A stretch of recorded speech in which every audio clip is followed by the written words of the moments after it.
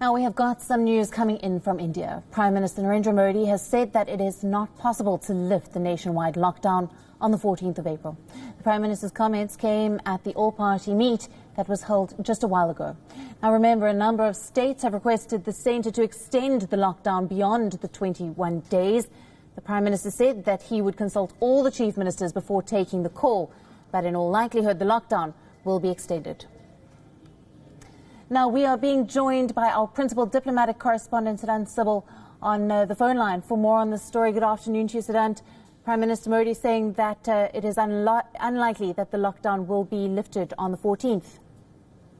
Sure, it looks like the lockdown will be extended, and we know we got the hints yesterday when we know that the sources told WION that states and various experts have suggested the central government to extend the lockdown. We also know there are a number of districts in the state of Uttar Pradesh that have been put on, which have been sealed from today, which will be sealed from today because of the crisis. We know the number of cases have risen here in India, over 5,000 from just single digit in the early days of March. But by and large, a strong message by the Indian Prime Minister when he had this video conference with various opposition members. And this is something which has been talked about because lockdown is something that the Indian government is banking on to make sure that the spread does not happen. We know that Indian government has been reiterating that people should stay at home, should stay safe so that the chain can be broken. And also they have been saying that lockdown is the biggest vaccine against the COVID crisis, in which almost 150 people have died here in India because of the COVID, just 35 in last 24 hours. So of course there are concerns regarding the COVID crisis, but by and large, if you look at the Indian government measures, the measure includes the lockdown as the big focus, and this is likely to be extended now because only through this that Indian government can make sure the spread doesn't happen. And if you look at the relative increase in the number of people infected here in India as compared to United States and European countries, the steep is not that fast, but of course that remains a cause of concern for the government here in India.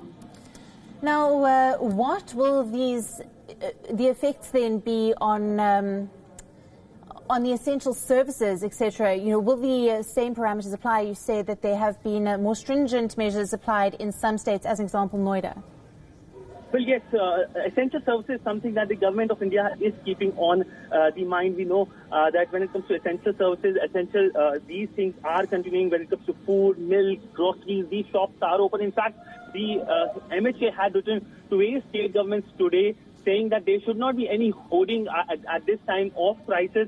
And what the Indian Prime Minister also reiterated during his conversation with the various opposition leaders and also with the Chief Minister is that there needs to be a behavioral change in the people. Only through a behavioral change of staying inside that the entire spread can be stopped, because the spread is increasing. Surely the numbers aren't increasing as fast as it has been increasing in other countries, but still the numbers are increasing, and the numbers have crossed 5,000 mark, shows that there is a big chance of increasing the COVID crisis, the entire COVID crisis across the country. But by and large, if you look at what the measures have been put in place, the Indian government was the first government to put in place measures, strong measures, even before World Health Organization had declared it as a global pandemic. On, I think, 8th of January, the Indian government constituted a group of ministers who have been taking all the major decisions regarding the COVID management here in India. And since then, India has shut down its international borders. India has stopped domestic airlines and has been putting in place all the measures possible to contain this crisis. We know that there is no vaccine, there is no medicine regarding COVID disease, and the only thing that is, of course, a savior is hydrochloroquine, which is considered as a game changer for the entire world. And the Indian government is getting requests from across the world. Almost 30 countries have now requested hydrochloroquine from India, including Malaysia. It was confirmed to WION today that Malaysia has also requested this drug from India. But by and large, the top priority of the Indian government is to make sure that there is no shortage here in India regarding essential services, regarding drugs, regarding medicines, and that is why strong measures have been put in place by the government. Now, Siddhant, the Prime Minister has said that he will still need to consult all the chief ministers before taking the call. What do we know about that? Well, consensus is something that is the basic part of democracy, and India being a democracy cannot take measures without consulting. And this is part of the decision-making process here in India. And that is why the Indian Prime Minister Narendra Modi will be consulting the chief ministers. In fact, he has spoken to chief ministers of various state governments twice in the last 15 days, shows that how he is trying to form a consensus regarding the entire crisis. But by and large, because India is a democracy, it would like to follow democratic models such as Korea or Japan, where there have been increased but not substantial, and there are models the world is looking at. The Indian model is something the world is also looking at. So the Indian Prime Minister is keen to showcase an Indian democratic model of containing this crisis, a crisis which is of huge magnitude, killing so many people across the world, and now major concern here in India as well. We know the crisis first broke in China, and there are a lot of problems regarding it, in a sense that Chinese do not want it to be discussed at international forums. We know the United Nations Security Council is going to talk about this issue on Thursday at around 1700 GMT. That will be around the morning of Indian Standard Time here in India on Friday. So the outcomes of UNSC is something that everyone will be waiting and watching. We know that Chinese have not been very enthusiastic about conversations at world bodies because they believe that there might be politicization of the COVID discussion, because the Chinese are keen to showcase that it is not China which is at the center of the problem, but the world differs when it comes to China, because the first case was reported there, and in fact the Chinese management is something that has come into strong criticism. In fact, and the US President today said that the World Health Organization, they will be holding the American funding to the World Health Organization, and World Health Organization's role has also come under scanner. So there are multiple things which are happening at the same time, but it is in fact the biggest crisis the humanity has faced since World War II. We know that the Olympics have been postponed now.